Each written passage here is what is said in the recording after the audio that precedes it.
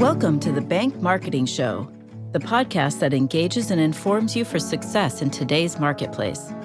It's the show that will make you a better marketer with trends, tactics, and inspiration from experts and industry leaders. If you're wanting to impact your personal success and position your bank as the best choice in your market, you're in the right place. Now let's dive into today's show with your hosts, Chris and Dan. Hello, everybody. Welcome to another episode of the Bank Marketing Show, and this is a really cool one. As we are recording this and the episode will go live to you, we're at year end. So like many, we Dan and I started talking about the year, how great it's been that it was a year ago, Dan, that we got this podcast off the ground. Yeah. And have been building more and more downloads and listeners and shares every episode, every month as we've gone. So it's been a great year. Yeah, absolutely. It's exciting to see. Sometimes we sit here and record these things, and we're just kind of talking. Yeah, you don't get a lot of direct feedback. It's a lonely business, but now we've started to see some of that, and see those download counts go up is nice. So that's right. Thanks everybody for sticking with us through the year. We've got hopefully we keep churning out the good stuff. Oh yeah.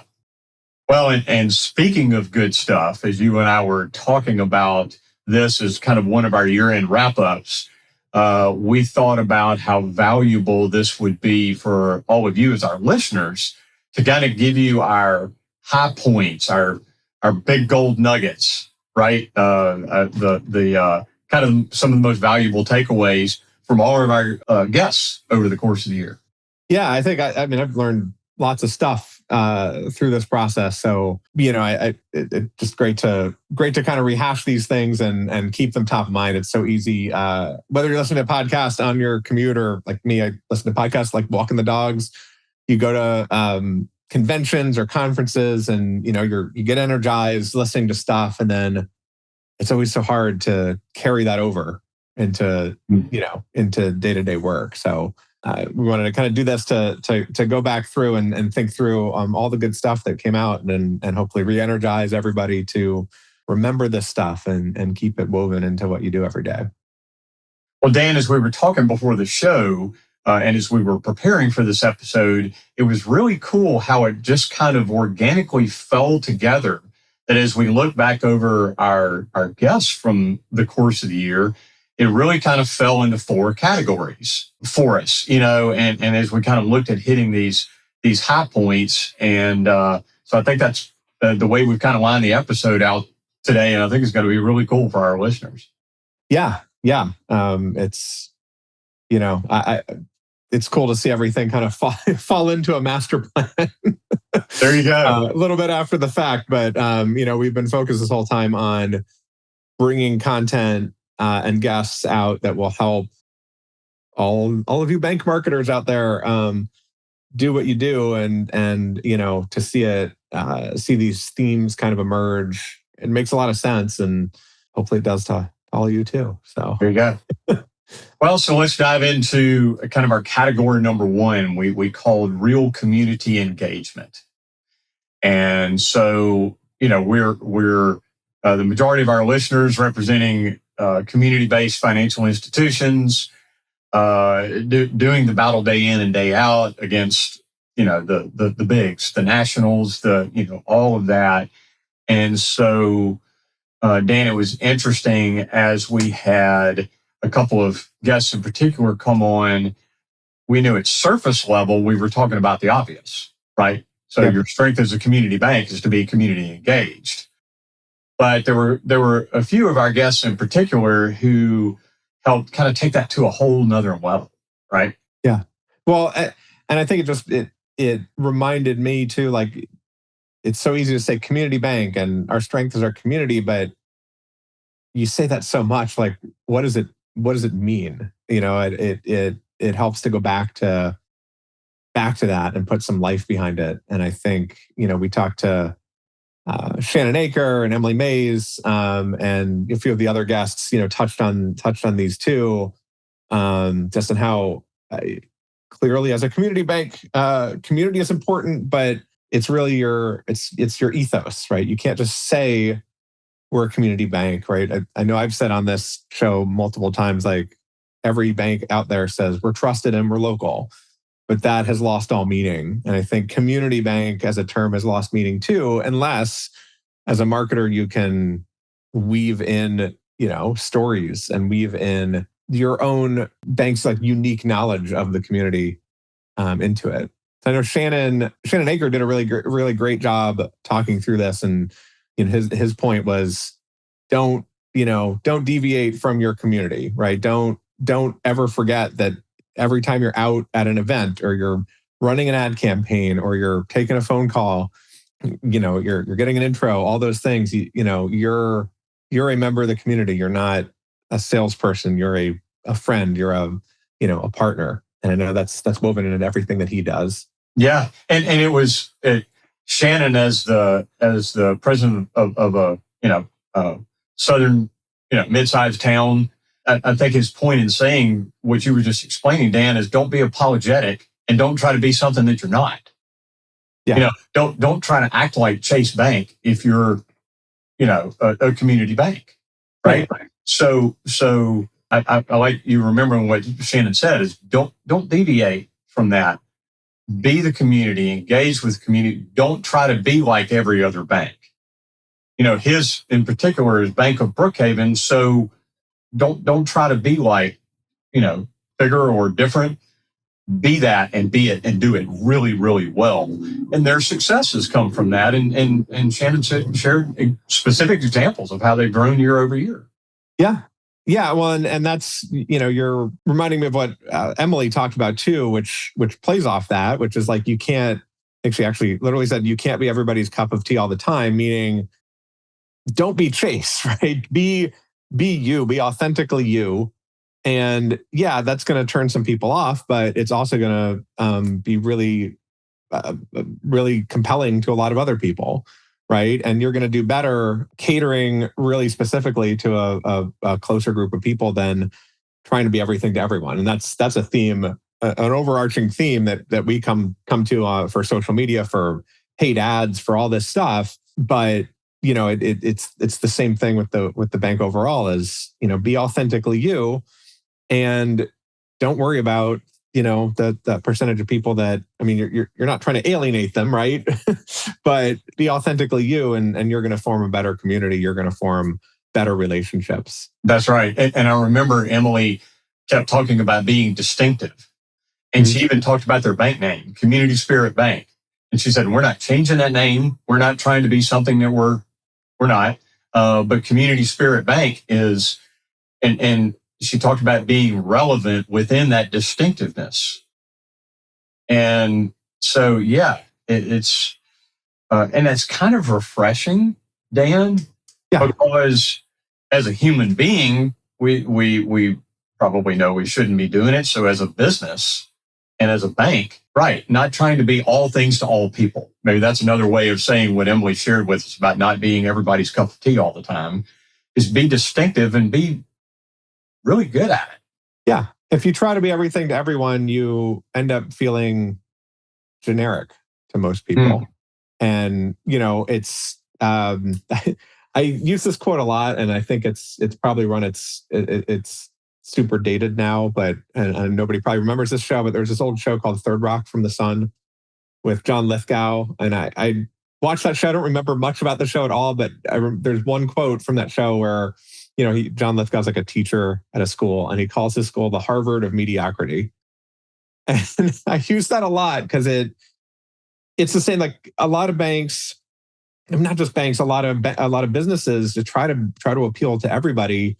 And in doing that, you get really good at appealing to everybody, but it just, a lot of your marketing, a lot of your outreach falls short. And so I think of it as like that Harvard of mediocrity. Like you're really good at what you're doing, but if you focused it in different ways, then you'd have a much different effect. There you go. That's right. I don't know why that just came out. It all fits together, and I hope those are some valuable takeaways around being a community financial institution for our listeners. So great. So what's the You know, next category? Dan, as you and I way back were designing what this show was going to be and what the podcast was going to be, Yeah. parts of the discussion that kept coming up is while, yes, we're talking about digital ads and social placement and strategy and content and all of these marketing things, was also the realization and acknowledging that behind every marketer is a human being. Yeah. That's walking, talking, feeling, fearful, joyful, whatever. So what we didn't want to do in this podcast was to ignore both the personal development and along with that, the professional development of each of us people, as individuals and the value of that. So as we're trying to get our companies to grow and get better at what we do, a lot of the core of that is it is that development. So we had some really cool, amazing guests on this year, Dan, that had some very valuable stuff for all of us around that. Yeah, I mean, and if you're working on yourself, if you're, to your point, if you're focusing on your own professional development, your marketing is going to be better, your relationships are going to be better, and so it's super important. So I know we've had some guests on that aren't bank marketers, aren't in the industry, but getting that outside perspective is super important. And just thinking about what it means to be successful, what it means to work as a community institution. Chris Kellum, one of our first guests, talked a lot about values and how to weave your values and your life's purpose into the work that you do. And and as a community bank, you're value driven, right? Your institution is hopefully very value and purpose driven. So it may sound on the surface a little strange to say, well, what's the value of bank marketing? But there's a lot, like providing services to people in a way that the big institutions can't. That taking deposits and reinvesting in the community in a way that nobody else does is everybody. Most of our listeners impacts. Yeah. And so using that as a kind of a way to drive your passion forward. And part of that Chris Collin was also talking about was about being impactful in the work that you do. Yeah. And that was around both internally and externally. So you just mentioned an external, customer impact example, but it's also what we do day to day in the teams that we work with. And the people that we engage with, and where is it written that bankers and people that work for financial institutions aren't supposed to be personally impactful to those around them? Right. But they actually are, and they're huge opportunities. So it was a great reminder from Chris, around that. Well, and Dave Jaslowski talked a lot about just that being a good teammate, right? And being yes, as working in a bank and you're working with the public, it's important to have impacts on the public, but even just smiling in the hallways, you can make somebody else's day, make the rest of the organization that much more productive.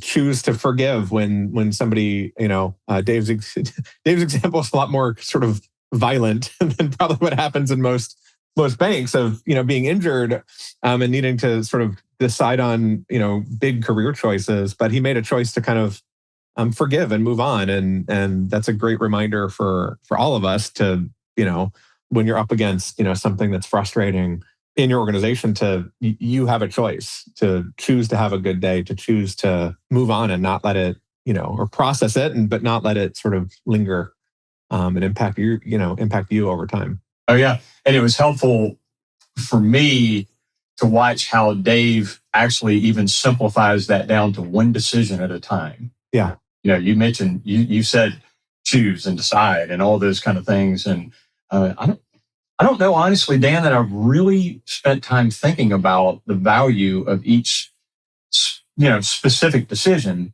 And Dave even said, yeah, the big career choice decision, those are obvious. You got to really wrap around and spend time around those. But how one good decision can cause a good day. Yeah. And then you stack those together, and it becomes, a good day, a successful career, and all those, and it comes with each of those choices. Yeah. And I took away from that too, just not dwelling on stuff that may not have gone the way you wanted. Right? He didn't say that specifically, but I do that personally. Of something doesn't quite go what I want, or don't get a response that I want, and I'll kind of dwell on it, and then realize that impacts stuff I do later. Right? But if you sort of say, "Hey, this happened. What's the next positive thing we can do to move on from it and have the good day, and then not have my downstream decisions impacted." There you go. Well, and then I loved later this year how we had Eric Cook on, and kind of under this development topic still, how his big thing was about community, that marketers being part of a community is crucial. And nobody's sitting at their desk feeling utterly alone. Maybe the rise in Zoom and communications and everything else during the pandemic, kind of made some of that communication even more possible. But he was talking about being intentionally engaging in your industry and being in being in community with other marketers. Right. And also in finding those that do things well and being in community with those individuals. Really. Yeah. Learning from others and realizing, you might work at maybe you work at a one branch bank with 15 or 20 employees. That's a community, but there's also these other communities of bank marketers across the country that you can learn from. And we both go to conferences a lot. I went to the ABA Bank Marketing Conference this year, and it was community of people. Like here's bankers from California and bankers from New York that know each other and get to see each other at these events. It's a bigger community, and if you partake in that, there's a lot that you can learn from. There could be career opportunities there as well. There could be lots of other opportunities just going outside of what you're doing. You can learn, even though community banks are, competitive if you're close enough geographically to another bank, like you're not competitive with another small bank, a state away or 2 states away, and you can learn from them and learn what works for them, and by learning what works for them and applying it to your own situation, you're helping the whole industry thrive. And Dan, I don't know if you realized it, but you literally just told our story. Yeah. Yeah. So to remind our listeners, so Dan and I met at a marketing agency leadership conference back in 2019 in Denver. And I remember the guy that leads that organization. I was sitting there, I think I was having breakfast with him or something like that. And he goes, there's another bank marketing agency owner that's here. Yeah. And to be honest with you, the instant, the hair on the back of my neck stood up. I'm like, what? You mean there's a direct competitor of mine here? You got to be kidding me. Anyway, but he was like, no, man, I got to introduce you to Dan. And so he did, and you and I engaged. And first of all, you and I instantly had the smarts and wherewithal to know there's plenty of business out there for everybody. Yeah. Not to mention you and I don't have overlapping geographic areas, and we don't do exactly the same thing with our agencies.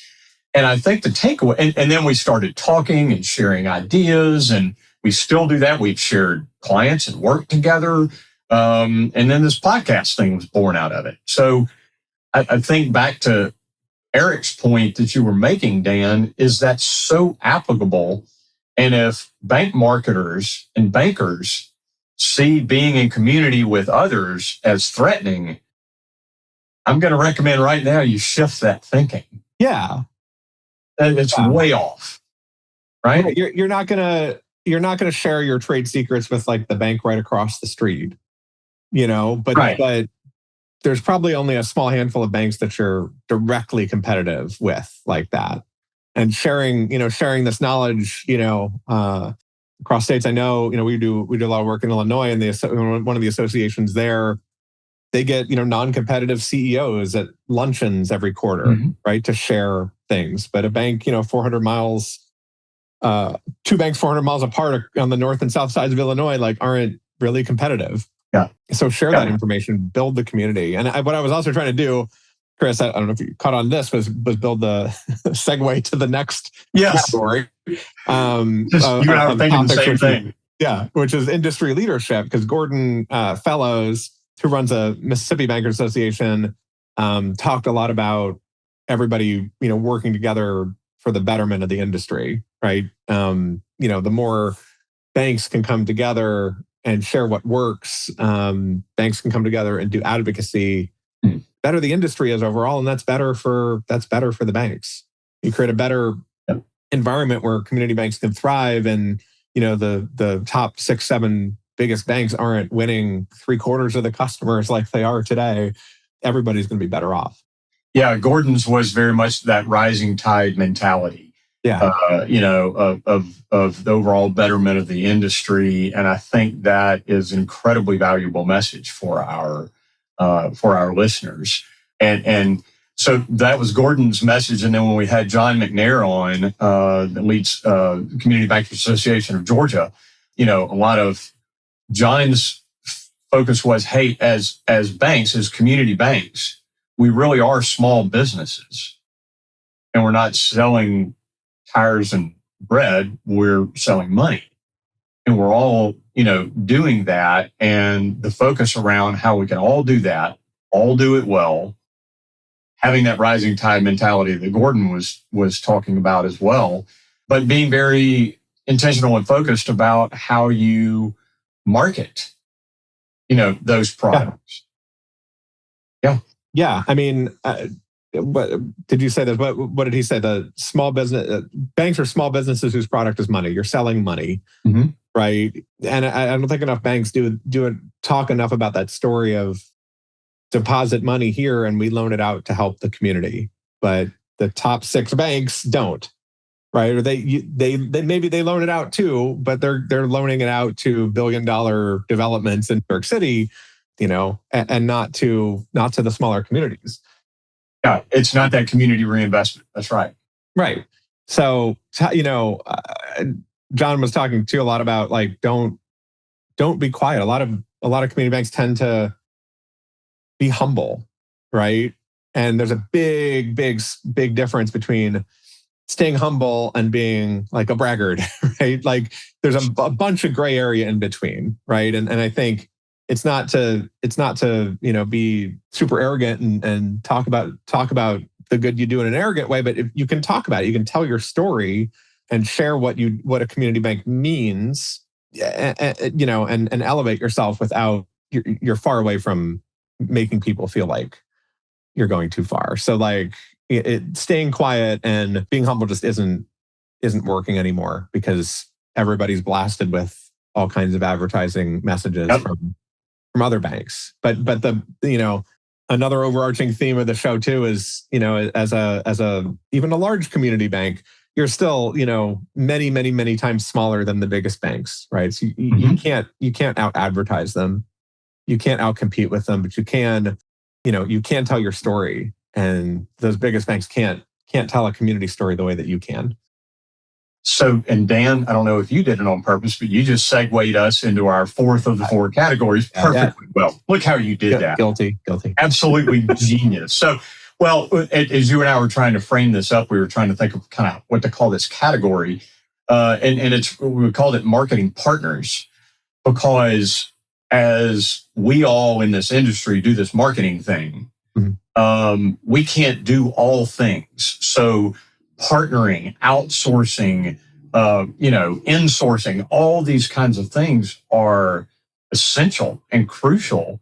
And especially as a small bank, you're not going to have a massive marketing department of content writers and message, folks and social media and all those things. So you got to find partners. Yeah, as a we don't do a lot of selling on this show, and we don't want to, but just as a, I'm a big believer in hiring experts in each area, right? And as a community bank, especially if you're in rural areas, it's really hard to find like a Google Ads expert and a copywriting expert and all the experts you need. And on the flip side, you may be a really good marketing lead, but you can't do everything.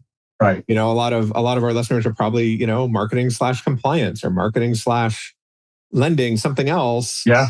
You just, you can't, it's so hard to go from, nobody exists that would be good at like logging into the Google Ads interface and optimizing your keyword bidding strategy, and then logging out and going and updating website copy, and then going and, working on a, regulatory audit.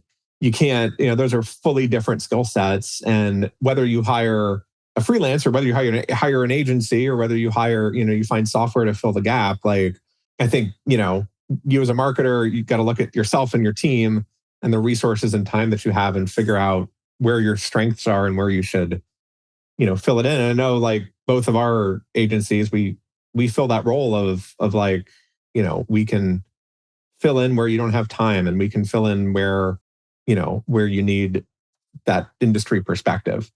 Yep. And a lot of our guests, exist because they're in that same business, like Chandel, who focused just on copywriting and content marketing for financial institutions. So all she does is write, bank websites and blogs and advertising content. So she's pretty good at it. That's right. I would not, none of us would be all that good at it because we do a million other things. And I love what she talked most about was connecting. Yeah. And how content is about connecting with your target audience. So it's not, the brochure spiel of, hey, our checking account does this, and you can get, whatever, 3 checks with it, and you can, okay, whatever. But what about developing content around those products and services and loans and deposit accounts, et cetera, that really connect with your audience, that actually can make them passionate about and desiring to do business with you because the messaging that they're hearing from you via that content connected with them. Yeah, I was just on a call today with a client that's redoing their website. We're not doing it for them, but they're asking us for some advice. And, they had a category, like a menu category that said like, treasury services. Like nobody knows what that is. Like that's, but if you say, other ways we can help, then it starts forming that connection. And that's, Chandel talked a lot about that. And I've seen that in the stuff that she does of like, it's super simple. We're talking changing around 3 or 4 words, but you can make that connection. It's those little things that when you're running around and doing 100 different things and copywriting is not what you've been trained in, you're going to kind of miss those connections, opportunities to make connections. Yeah.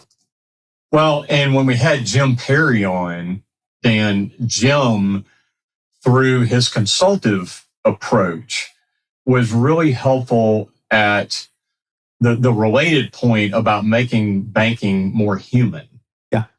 And that it's not just about products, services, customers, the dry descriptions that we have to always use as we're talking about elements of the industry, but the humanness, of what banking really is about, and being, I think, transparent all the way from the boardroom to the consumer, and the impact that has for whatever a high school kid having their first, student checking account, all the way through to, whatever, a town building a new hotel and everything in between.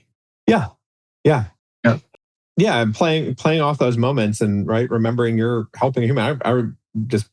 I'm going down through memory lane on this episode, but I'm remembering when you're talking about that of like, I remember when my parents to get my first checking account, remember where it was and what the bank was like. And I think in banking, you kind of forget you're creating, the kids you're opening accounts for, remember that. Buy your first home, you remember the process, and you're creating relationships around big, important moments in people's lives. So, be human about it. Clearly the bank needs to make money, and, you need to have collateral, and you need to meet your risk assessments and the regulatory requirements. But you can be human around it. People don't want to, and I'm going to play into something that Ben Panconen said around storytelling is, people don't want to hear about your products, right? They know they know that you have checking accounts. They know you offer loans, right? They know what a bank is, but they want to hear how you can help them. And it is through a loan or through a checking account. But if you can tell a story around that, I'd much rather listen to a story about how a bank went over above and beyond to get somebody into their first home in a tough, rising rate environment, than to just hear about the rate or to hear about, flexible terms. Like, I'm not thinking about terms. I'm thinking, I want this house, but can I afford the payments? Well, and Ben was coming at it from a social media perspective. And so, as founder of Social Assurance, but I loved what he was talking about was the power of marketing and the power of storytelling.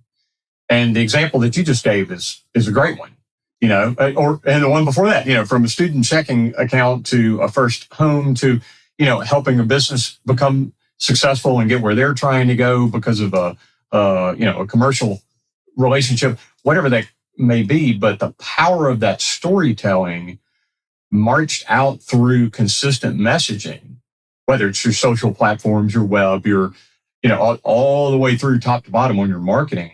Yeah. And man, that could have been one of the more valuable takeaways and gold nuggets we had from the whole year, is really realizing the power of your marketing. Yeah.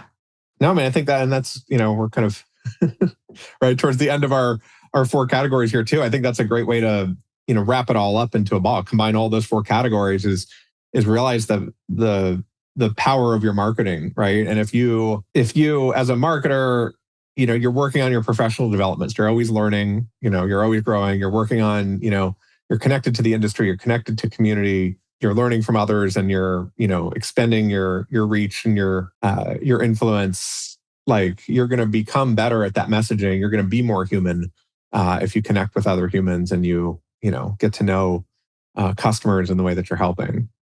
Yeah. So I think if there's one thing to keep in mind, it's that, be more human, be a storyteller, not a, product pusher. There you go. Well, Dan, this has been a lot of fun to review our year. I think through the eyes and messages of our guests. Yeah. And these valuable takeaways that they've given us. And we want to remind our listeners that we'll put all of this in our show notes and include links through to each of these episodes and the guests and, all of that. And some of them are authors, and we'll include, their books and their own websites and all of that kind of stuff, so that you can further explore that. Because for you folks as our listeners, that's the value that we want to deliver to you through this capsule, through this podcast. So whether you're watching us on YouTube or listening to it as you're riding down the road or whatever the case may be, this is that power, Dan, that you're talking about, that power of marketing encapsulated for you as our listeners. And then I know going forward, the next one, we've got some juicy stuff for next year, Dan, that in our next episode, we're going to talk about and looking forward in where we're going. And again, I think that's going to be another opportunity to kind of encapsulate things for our listeners. Yeah. I'm excited for that. I'm excited for some of the upcoming episodes we've got and get into 2023. I think this is our last episode for 2022, and it's been a great journey so far. I'm excited for more and starting the next year off with a bang. There you go. Dan, I got to say, man, I don't want to go without saying how fun, educational, just great in so many ways it has been to do this with you this year. We embarked on this new podcast show adventure together, having being like-minded and having some of the same goal sets in mind for our agencies, but also in engaging with the larger community. That's out there that in the industry that we work in. So, brother, it's been a great year, and I'm looking forward to what's ahead. Yeah, absolutely. I'm grateful for your partnership, and we have learned so much from each other, gotten each other connected to so many great people, and looking forward to more of that. Awesome. Well, thanks to all of our listeners. Hope this has been really valuable to you. Go to bankmarketingshow.com, and that's where you can get the details and the links and the show notes from this episode today, and all these valuable gold nuggets and takeaways. And we appreciate you very much for the year that you've given us as listeners. And we couldn't do it without you, needless to say. And we appreciate you very much. Look forward to the episodes ahead. Yeah, thanks, everybody. All right. Thanks a lot, Dan. Thanks, Chris. Thanks for joining us.